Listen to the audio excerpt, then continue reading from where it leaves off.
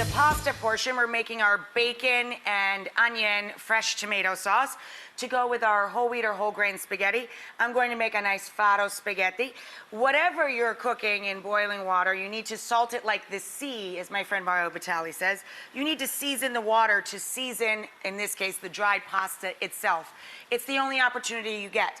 Do not start with cold water and salt. The salt will sink to the bottom and scar the bottom of your pots as the water comes to a boil. Needs to be at a full rolling boil first. And let me tell you, I don't toot my own horn on this show because it's gracious enough that, you know, because you're watching, I can have a TV show. But I have to say, every once in a while, I give a shout out to this little fella. This is the first thing I ever designed for a kitchen. I lived in a tiny apartment and I didn't have a stove wide enough to put two large pans next to each other. So I wanted pans that were oval in shape that had an enormous capacity. I also wanted an oval-shaped pot because Italians are not allowed to break their spaghetti when they drop it into a round pot. So we would have to stand at the round pot with the long item until it would bend to our will. Meanwhile, our hair went like this. We steamed out our clothes in an unattractive way. It's a drag. Some friends of mine even managed to, if the gas stove was burning up too high, set the pasta on fire before it wilted into the water.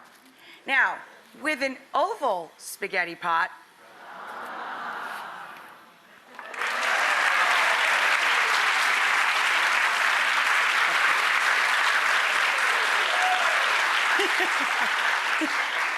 my mother's probably at home going, she thinks she's a rocket scientist, this one. Anyway, you drop your pasta in the salted water, and before you drain the pasta, when the water is nice and starchy, we take out a cup of the liquid, and it's that starchy liquid that marries pasta to cheese to sauce right before you're serving, when you're tossing it together. So wait till the end, and then grab a little of that nice starchy water just before you drain.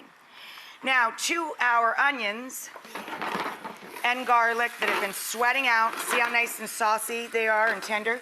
Now we're going to add our fresh tomatoes, the cocktail tomatoes, and we're going to let them cook just a few minutes while the pasta's cooking to slump them, to get them to start to break down and give their juice. You marry all of the pasta to all of the sauce and add a little bit of that starchy, salty water.